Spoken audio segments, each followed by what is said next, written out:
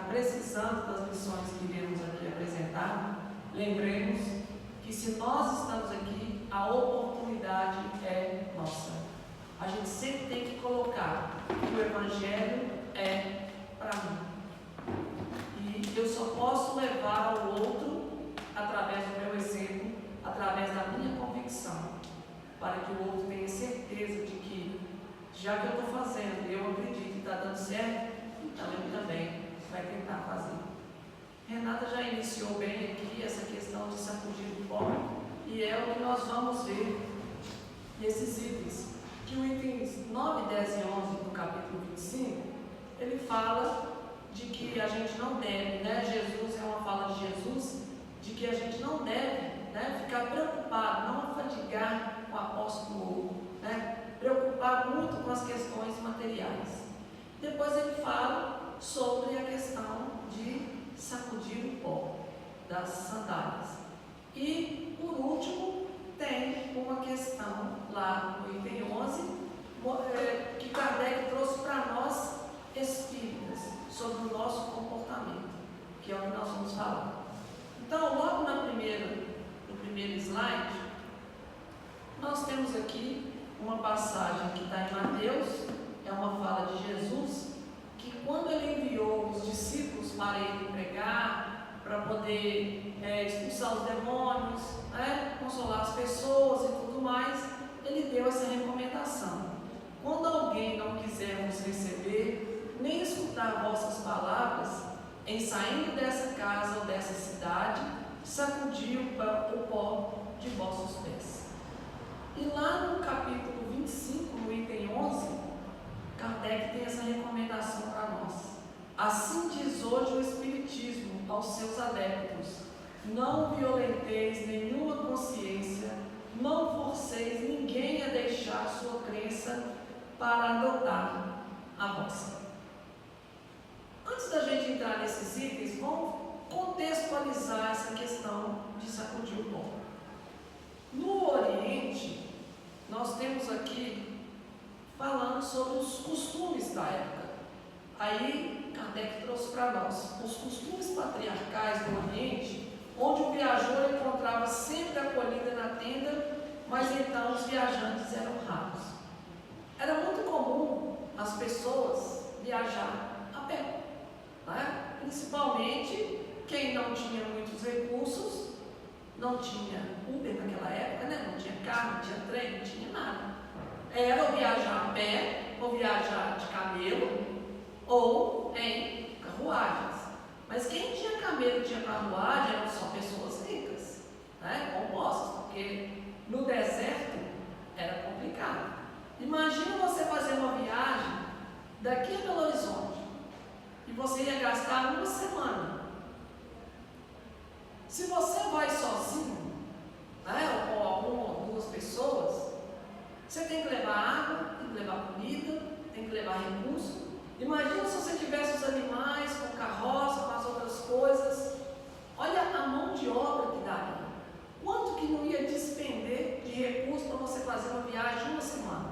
Você tinha que montar uma tenda, porque no deserto, a gente pensa assim, lá é um calor terrível. Exatamente. Nós estamos vivendo um tempo, igual nós estamos em pleno mês de julho, no inverno, e está um calor horrível. Pensem bem nisso, Olha o horário que está, pleno mês de julho, e cadê o frio? O frio fugiu,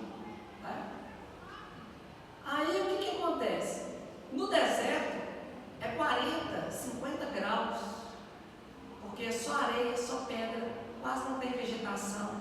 Então o sol bate, e reflete aquele calor. Por isso que mesmo no deserto as pessoas têm que andar toda coberta, até a cabeça e tudo, porque senão queima tudo. Quando chega a noite, que não tem mais sol, a temperatura cai quase que a zero. É 5 graus que cai. Faz muito mais frio do que o nosso frio aqui hoje. Então, essa diferença de temperatura, complicado. Imagina você no meio da estrada, porque não tem quase lugar nenhum e tudo dessa maneira. Então,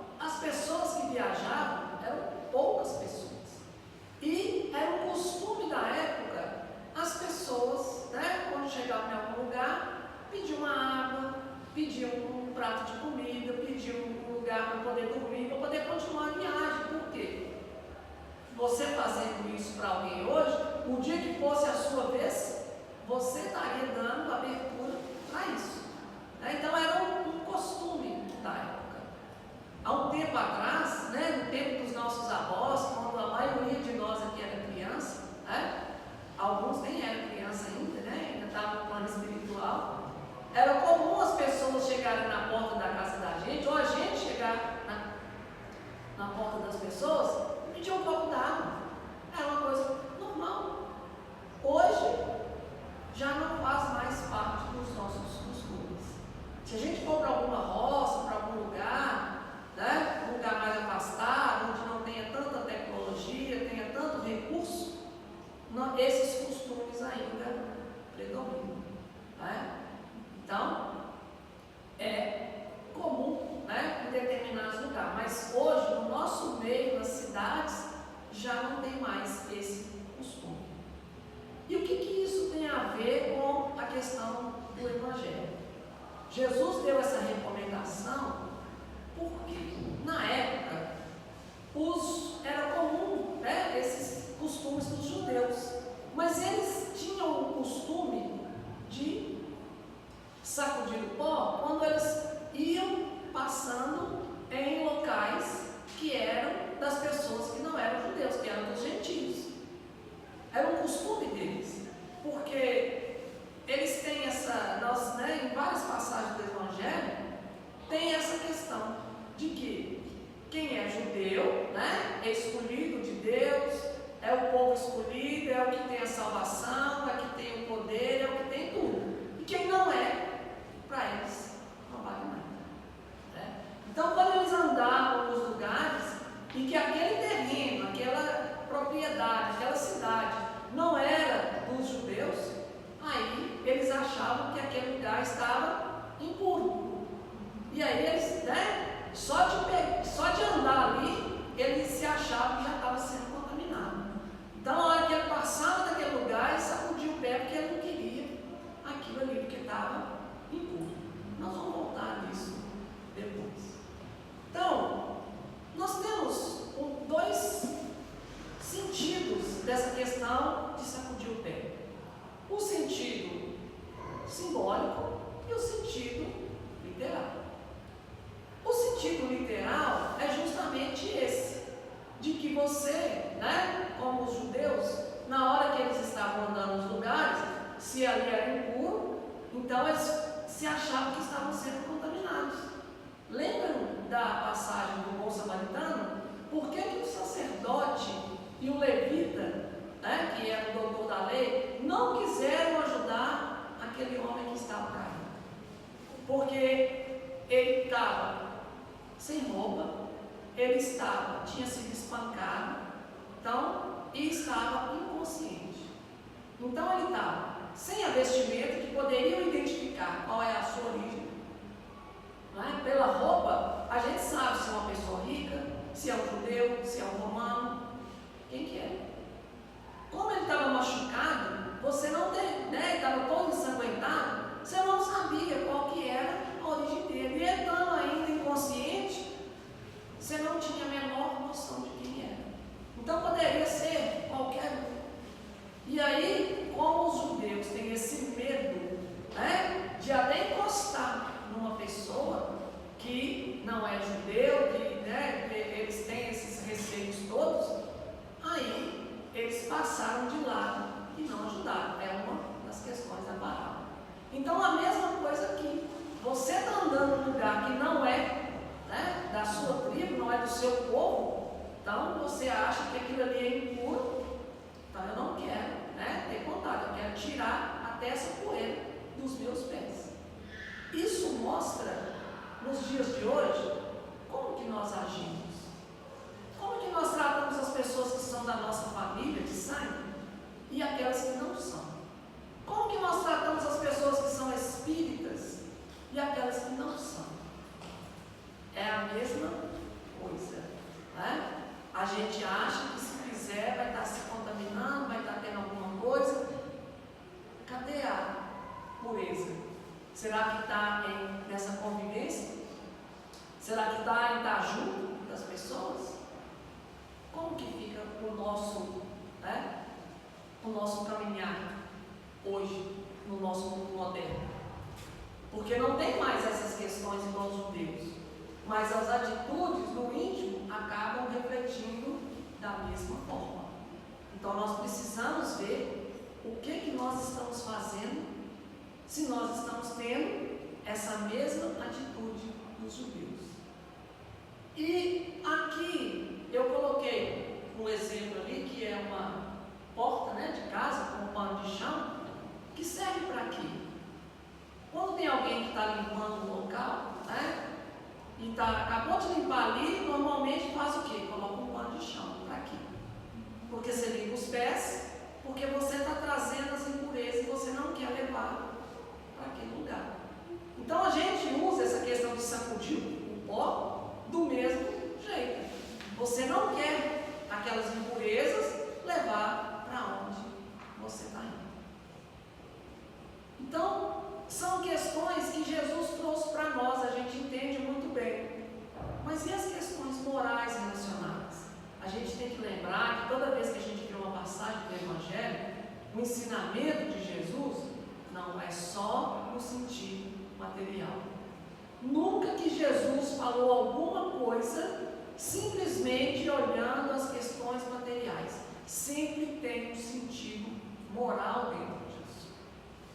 E onde está o sentido moral? Renata já iniciou para nós e nós vamos começar a ver agora, que é justamente o capítulo 71, né?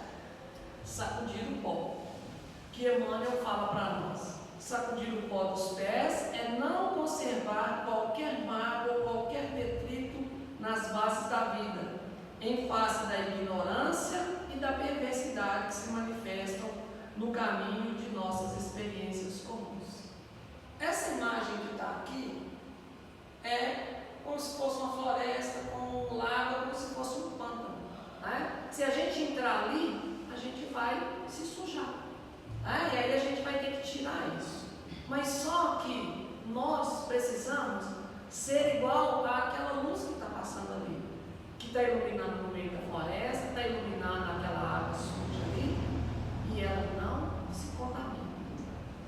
No nosso dia a dia, em qualquer lugar que a gente estiver, com qualquer pessoa que a gente estiver convivendo, essa tem que ser a nossa atitude. É de não se contaminar com as coisas. Porque tem hora que a gente faz as coisas para os outros, tem hora que a gente ajuda as pessoas fazendo escolhas. Quem é essa pessoa? Ah, se vier alguém de uma igreja evangélica fazendo a campanha do quilo, aí eu vou dar alguma coisinha, né? Porque a gente tem que ajudar todo mundo. Mas se é alguém espírita, de uma casa que eu conheço, uma pessoa que eu conheço, não é, tem que dar bastante coisa, né? Porque eu sei que eles vão fazer certo. Como que nós estamos agindo? Nós não podemos deixar as coisas dos outros impregnarem a gente. Tem hora que na nossa casa, no nosso ambiente de trabalho, né, quando a gente está estudando, alguma coisa assim, aí tem aquela pessoa que vive perturbando, que vive fazendo as coisas erradas, e nós deixamos de cumprir com as nossas obrigações de cristão, de exercitar o bem, de aproveitar a oportunidade de exercitar o bem, por causa do outro. Já pensou se eu tiver uma discussão com alguém, né, lá na rua, e na hora que eu for aplicar o passe, é justamente a pessoa que cai para mim. Aí o que eu tenho que fazer? Marisa, aplica o passe para mim, porque nesse eu não aplico não. Que passe é esse que eu estou fazendo? Porque eu tenho que escolher quem é. Né?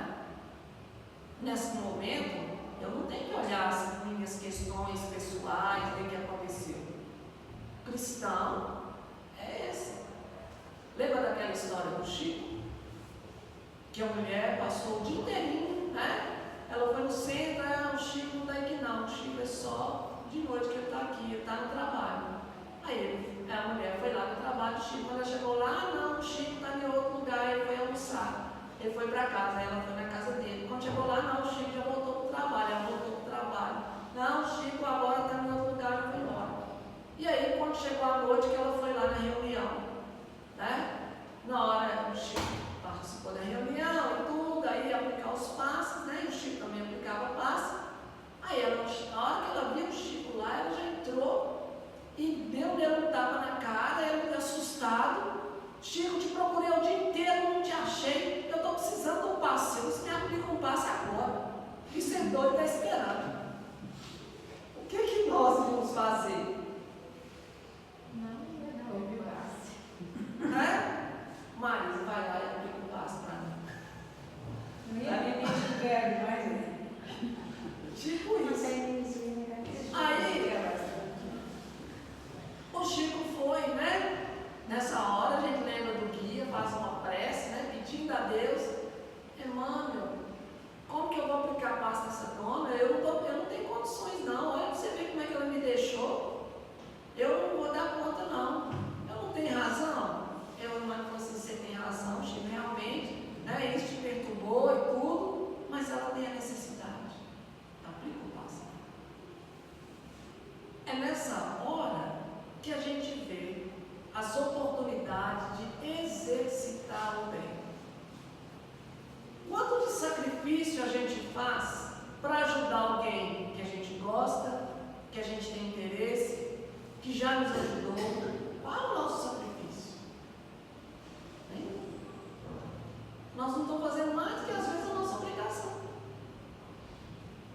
E normalmente nem é a nossa obrigação, a gente está devendo a pessoa, por isso que a gente está ajudando. Tem a consciência pesada. Mas aquele que não nos deve nada, aquele que nos perturba, aquele que vai exigir de mim o bem verdadeiro, esse sim é uma oportunidade para nós.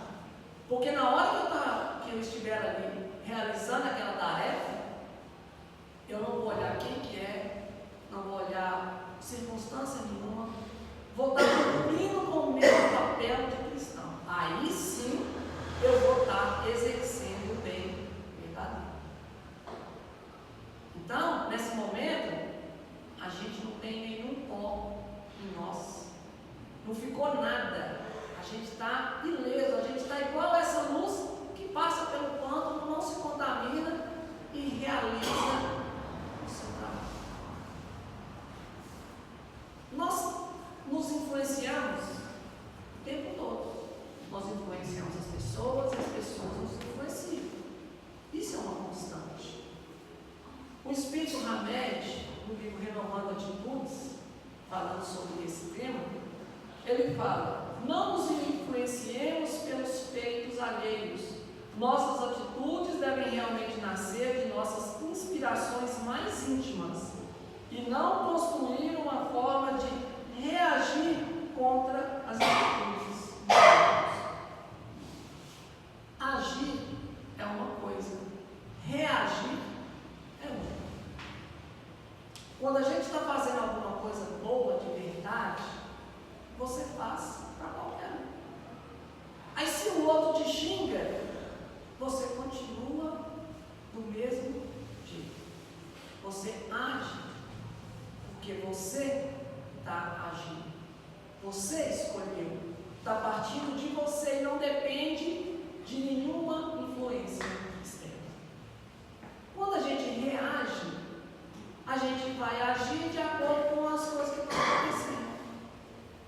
Eu estou vendo a pessoa ali precisando de ajuda, mas ela não me pediu, então eu não estou lá. Ah, ele fez isso comigo, então não vou deixar ele por conta própria. Um dia ele vai aprender. Não vou perder meu tempo, não. E aí nós vamos fazendo as coisas de acordo com o que os outros fazem conosco. Aí a gente inverte o ensinamento do Cristo. Não é fazer aos outros aquilo que a gente gostaria que nos fizessem.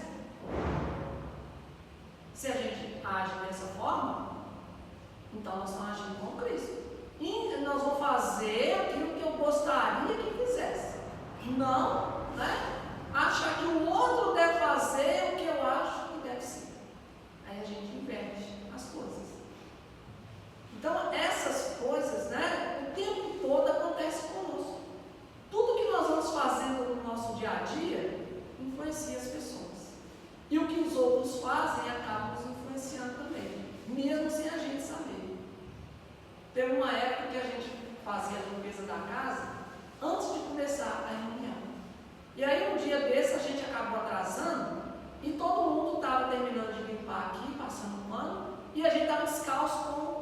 sapato, chinelo, tudo lá na porta. E as pessoas foram chegando. E aí viu, sem chinelo, foi tirando o sapato também, o chinelo e sentando aqui. Aí a hora que a gente percebeu, eu falei assim, não tem que tirar não, é porque nós estamos limpando. Não tem nada disso. A gente vai vendo as coisas e vai fazendo. Né?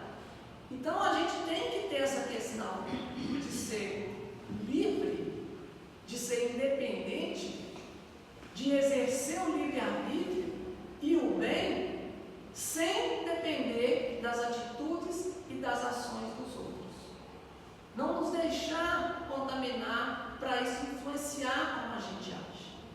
É a gente fazer por nós mesmos, independente de quem seja, se está precisando, se não está, se quer, se não quer. Porque o mal é ignorância. O mal é desconhecimento. As pessoas que estão agindo no mal, na inferioridade, é porque ainda desconhecem o bem. Não conhecem o resultado das suas atitudes. Uma pessoa que comete suicídio acha que está acabando com a vida e está acabando com os problemas e ali finalizou a sua existência. Nós espíritas sabemos que a vida continua. E as outras religiões também sabem, eles não querem admitir. Por que nas outras religiões faz missa de sétimo dia?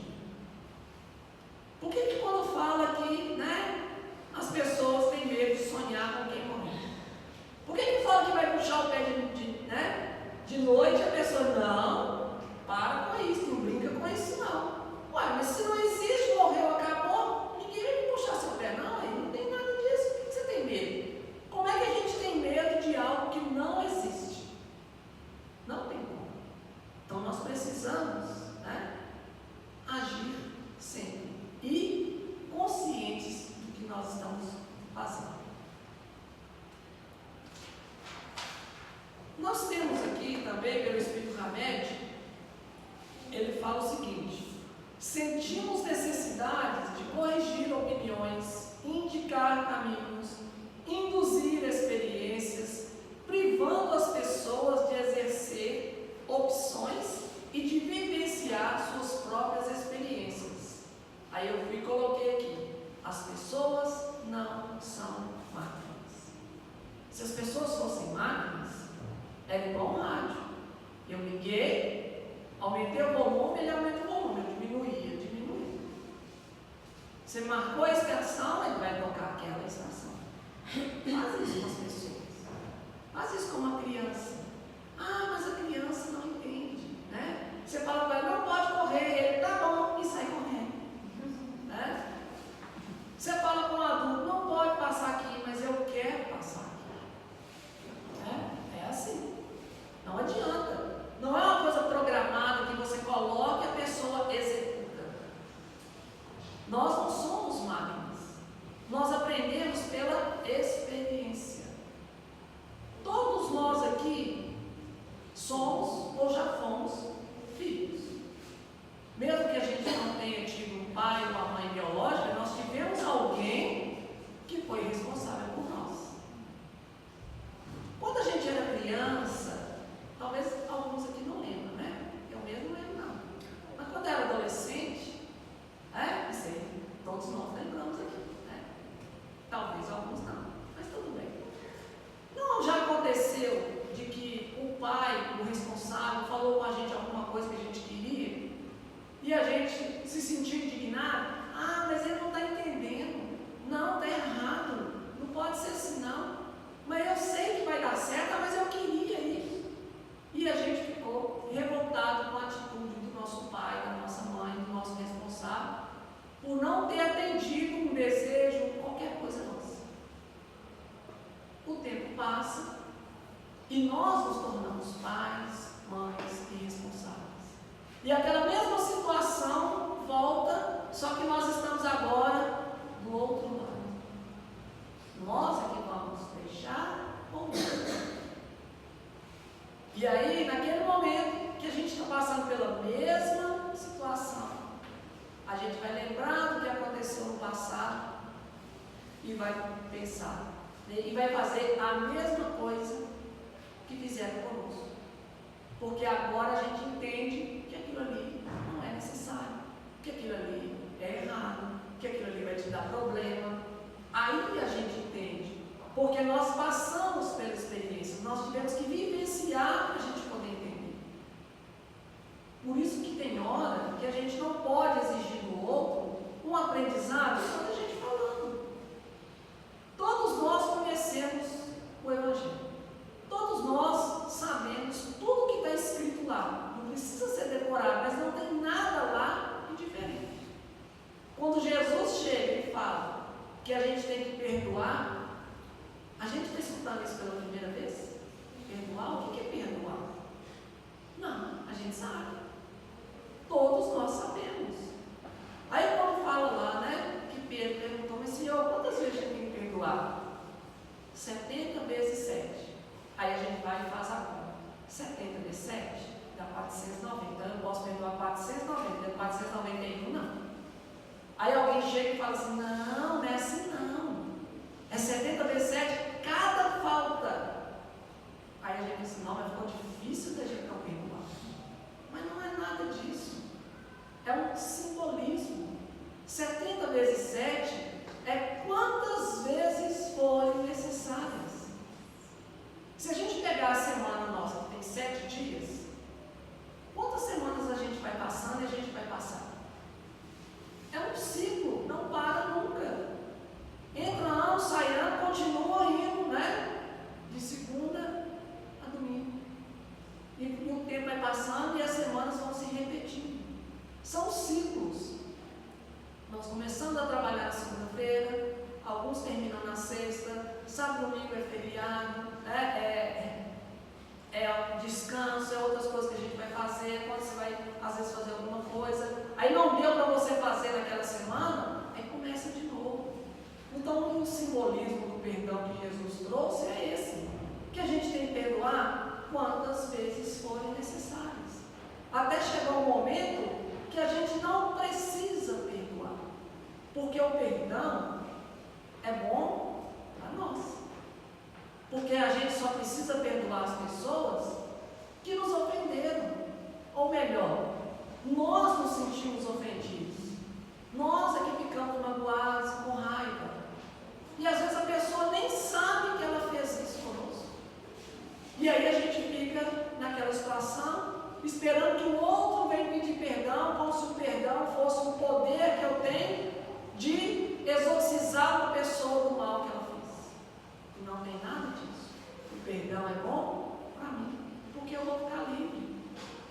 E quando eu parar de deixar as pessoas me influenciarem negativamente, quando eu deixar, né, das pessoas me magoarem, tudo que acontecer, eu não guardo comigo, não levo isso, não fico com raiva, eu compreendo a situação de ignorância que cada um se encontra naquele momento, aí eu não vou sofrer, não vou precisar perdoar ninguém e vou ficar tranquilo.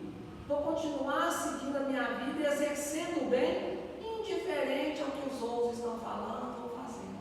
Não vai interferir. Então é dessa maneira que a gente procura conduzir. E para a gente chegar nisso, a gente tem que passar pela experiência. Porque se não fosse assim, só da gente ler o Evangelho, só da gente decorar o Evangelho, só da gente vir nas palestras, ver os filmes, as músicas, os livros, a gente já teria aprendido. E pronto. Mas não funciona dessa maneira. Tem coisas que a gente só entende passando pela experiência. Vocês conhecem aquele conto do menino que queria pôr a mão no fogo? Um menino pequeno, né? 4, 5 anos, viu lá um fogo aceso no fogão, achou bonito e ia para pôr a mão. Aí a mãe chegava, tirava a mão. Não põe a mão não, meu filho, você vai queimar. Aí o menino ficava pensando, quem é queimar? E ia lá de novo, você vai machucar, vai te machucar, você vai sentir dor, você vai chorar, não vai ser bom para você não. Não põe a mão não, tirar a mão não. Aí quando a terceira vez que ele chega e segura a mãe. Aí o menino põe a mão aqui e chora e tal. Moral da história: ele aprendeu pela dor. Ele aprendeu passando pela experiência. Por quê? Quando é por amor, quando é pelo entendimento, que foi a orientação que a mãe estava o tempo todo ensinando, ele não precisa acabar. Não tem aquele ditado que a gente fala, ou a gente aprende pela dor ou pelo amor? A dor não é uma coisa ruim, é aprendizado. Porque se não fosse pela dor, nós não perceberíamos as coisas erradas que nós estamos fazendo. Já pensou no cozinheiro? Que a panela está quente, né? A colher está quente, aí você vai e segura e está lá mexendo do mesmo jeito, a panela está queimando a sua mão, depois fala, oh, minha mão queimou toda. Mas a dor está ali que na hora que você encosta, você já sente, ó, tem alguma coisa errada. Na hora que a gente está andando com as pessoas, que a gente faz alguma coisa e alguém vem com uma resposta, a gente, ó, está fazendo alguma coisa errada. Então a dor é um direcionamento. Nós não precisamos passar pela dor. A gente só passa quando a gente ignora o amor, ignora o conhecimento. Porque as pessoas falam conosco. Isso aí é em qualquer lugar. Quando você tem uma placa lá escrito pare, você tem uma passarela, não vou colocar passarela porque nem sempre funciona, vamos colocar uma placa de pare. Você pôs a placa de pare, ali é o amor te mostrando, você tem que parar aqui. Aí a gente ignora e vai, e bate, é atropelado, acontece alguma coisa, aprendeu pela dor. Aí da próxima vez, quando eu descer a placa de pare, ó, eu tenho que parar, porque eu aprendi pela dor. Não aprendi pelo amor, que estava me mostrando lá. Eu não acreditei que eu tinha que parar. E aí nós vamos vivendo a nossa vida dessa maneira, nesse aprendizado. Então, quando tem alguma coisa nos influenciando, alguma coisa nos incomodando, trazendo para nós alguma tristeza, alguma mágoa, alguma coisa ruim, pode ter certeza que nós estamos fazendo alguma coisa errada.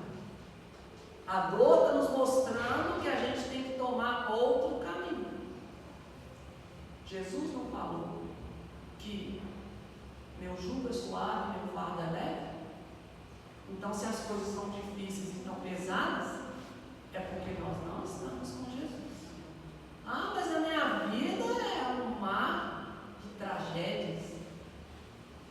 Mas você tem tudo que você precisa para poder superar. Está tudo dentro das suas capacidades. Ninguém colocou nada disso e você não daria conta. E nem sem a sua permissão, que foi dada quando a gente estava no mundo espiritual. Nós viemos aqui justamente para vencer tudo isso.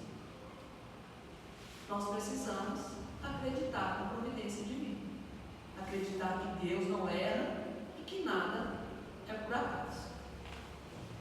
E dentro dessas condições, o Espírito Hamed também fala: deixar casas e cidades que não nos ouvem as palavras é demonstrar que não temos a pretensão de únicos possuidores da revelação divina e que não fosse a nossa intermediação, as criaturas estariam desprovidas de outros canais de instrução e conhecimento divino. Será que só nós temos a razão? Só a nossa doutrina que é certa? Só a Casa do Caminho, que é a única instituição espírita que resolve? Só nós temos o conhecimento que vai fazer as coisas? Não está nas nossas mãos. E ali eu coloquei 3 imagens mostrando que a gente não tem o controle sobre as coisas, que não tem que ser do nosso jeito que é certo. Aquela primeira imagem ali é das profissões. A nossa profissão é a única que é boa? É só ela que é a melhor? É só ela que resolve o problema? Já pensou se todo mundo fosse professor de matemática? O mundo seria um caos, já tinha acabado. Não ia dar conta, não? Se todo mundo fosse cozinheiro, como é que vai fazer as outras coisas?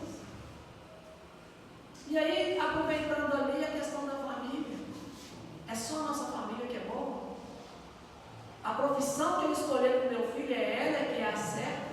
Ele é um espírito imortal também. Ele pode ter ali 5, 10, 15, 20 anos, mas é um espírito imortal, tem toda uma bagagem. Não sou eu que estou ensinando o mundo todo para ele desde o zero, não. Ele já veio quase pronto. Então, na hora que ele escolher alguma coisa, a gente tem que apoiar, tem que direcionar. E ele vai aprender à medida que ele passar pelas experiências. Não tem que ser sempre do nosso jeito, porque nem sempre o nosso jeito é o certo. Porque a gente vê dentro do que nós conhecemos, dentro do que nós temos. E os outros têm outras experiências e outras visões. Quando a gente faz um estudo e as pessoas são as mais diversas possíveis, é o melhor estudo que tem, porque aí traz diversos ângulos das questões. E aí o aprendizado fica rico. Agora, se todo mundo tem a mesma opinião, a mesma coisa, está tudo igual, aí é mais difícil. E ali também tem a questão da comida. O que a gente gosta é o que os outros gostam. Nem na comida nós temos controle sobre as pessoas. Tem hora que a gente pega uma coisa e fala assim, nossa, isso aqui é bom demais. Aí o outro, não, eu gosto. Para tudo tem. O que não pode acontecer é a gente pegar uma comida e falar assim, eu não quero isso não, você não gosta não? Não. Você já provou? Não. Como assim? Como é que você sabe que uma coisa é ruim se você nunca passou por ela? Aí o filho quer ser músico? Não, isso não presta não, isso não dá dinheiro, isso não dá futuro, isso é só problema, porque você não sabe tocar, você não gosta de público. Mas ele se desenvolve, é feliz e as coisas vão fluindo, porque ele tem um potencial. Não é porque eu não tenho, que eu tenho dificuldade, que eu tenho que barrar o outro por causa de mim. Não é isso. A gente tem que respeitar cada um. Cada um tem o seu potencial. E aqui por último, o Espírito Hamed fala assim: a vida maior, pode passar, tem inúmeras vias de inspiração e revelação, a fim de conduzir os indivíduos a seu desenvolvimento espiritual. Quando a gente fala em inspiração divina, a primeira imagem que a gente tem é que Deus comunica conosco a instrução divina, né? Deus vem para nós, é pelo Evangelho, é pela Bíblia, somente. Tudo bem que lá foi escrito pelas pessoas, quando a gente tem aqueles livros, ou a própria Bíblia mesmo, né? Quando a gente tem uma dúvida, tem uma dificuldade, e aí a gente pega a Bíblia, né? O Evangelho, ou aqueles livros de minutos de sabedoria, e a gente abre, e ali está a resposta do que a gente precisa. A gente tem o Correio Fraterno ali, que tem as mensagens, e ali você tira e vem aquilo que você precisa. Tudo isso aí, a espiritualidade, a providência divina, está ali te direcionando, te mostrando aquilo que você está buscando. Aí a gente lê a Bíblia e fala assim, não é isso que eu estou querendo, não. Você tem que perdoar, não é isso que eu estou querendo, não. A Bíblia está errada. Aí você vai conversar com as pessoas e o outro fala assim, nossa, a gente tem que perdoar mesmo, né? Aí a pessoa, mas até eu sei. Aí a gente começa a implicar com os outros, porque a resposta vem de todos os lados, mas a gente não consegue perceber. Quando nós estamos abertos, receptivos à espiritualidade, ao nosso guia espiritual, a gente recebe aquilo que a gente está buscando. Só que a gente precisa estar receptivos. A gente vai, ele vem até nós, só que se a gente não escutar, não adianta. Tem hora que a gente, né, comenta com várias pessoas sobre um problema e as pessoas dão a mesma resposta. E aí a gente acha assim, isso é um complô, não pode. Por quê? Aquela é a resposta, mas a gente não quer aceitar. A gente, né, não aceita se não for do nosso jeito. E aí a gente perde as oportunidades. Fora as intuições. Quantas oportunidades oportunidades, né? A gente está no caminho, está para fazer alguma coisa, e vem aquela ideia e fala assim, você devia fazer isso, você devia fazer aquilo, toma esse caminho, passa ali. E se a gente seguir, as coisas dão certo. E quando a gente não segue, acaba dando errado. As intuições, em 100% dos casos, é de inspiração divina de espíritos bons. Só não vai ser se nós estivermos o tempo todo com pensamento no mal. Aí, por mais que venha inspiração, a gente ignora, a gente não aceita, a gente acha que tem que ser de outro jeito. Aí o mal é criado porque nós confiamos mais em nós do que em Deus. E aí, fazendo essas escolhas, a gente se desvia do caminho